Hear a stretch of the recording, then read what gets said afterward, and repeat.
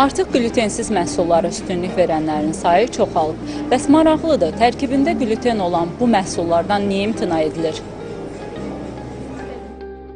Çoxumuz isə bəlkə də glutenin nə olduğunu bilmirik. Sadəcə dəb halını aldığı üçün ondan imtina edirik. Gluten dənli bitkilərdə olan bir proteindir və bəzi insanlarda bu proteinə qarşı həssaslıq olur.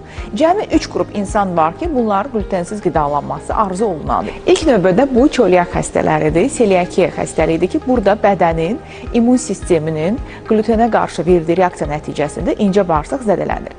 İkinci qrup isə bu seliakiya xəstəliyinin əziyyət çəkməyən, sadəcə glutenli qidalar yeyəndə həzm sistemində şişkinlik, köp kimi narahatçılıqlar yaşayan insanlardır və üçüncü qrup buğdaya allergiyası olan insanlardır. Lakin son zamanlar hətta pəhriz saxlayanlar da tərkibində gluten olan məhsulları qida rasionundan çıxarırlar. Xüsusilə də bu tərkibdə olan şirniyyatları. Hansı ki tərkibində ümumiyyətlə heç bir un növü yoxdur. Yalnız bu halda glutensiz məhsul demək olar. O məhsula ki, tərkibində heç bir un məhsulu istifadə olunmur, növündən, çeşidindən asılı olmayaraq. Ümumiyyətlə, son vaxtlar mən istədim ki, alınan məhsulların 25% artıq glutensiz məhsul əldə etmək istəyən müştərilərdən ibarətdir. Tələb əsasında isə təkliflər də dəyişir. Yəni, müştərilər üçün yeni məhsullar istehsal olunur.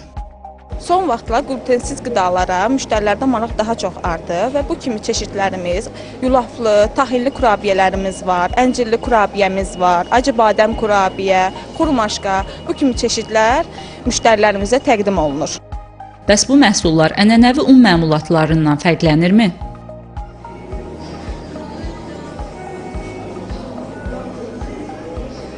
Dadı digərlərindən heç də fərqlənmir, çox ləzzətlidir. Deməli, sağlam həyat tərzi üçün ilk növbədə qida rasionumuza diqqət yetirməliyik. Bunun üçün isə düzgün və balanslı qidalanma vacib şərtdir. Röya Salmanova, Zahir Haşimov, Telesəhər.